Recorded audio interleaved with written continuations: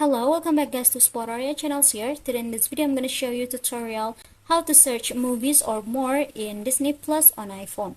But before it, I hope you guys click subscribe and the bells button to support this channel. And without any further ado, let's get started to the video.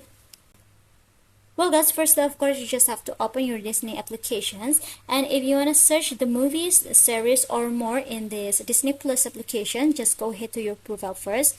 After, at the bottom we'll find out here this search options. So guys, just go ahead like this and search the title of the movies or series that you want to watch. Just tap on this search bar and simply enter it for the title first. And if you're done, it will be look like this. I guess this is the movies that I have searched before, and if you want to watch it, you just have to tap on this watch now.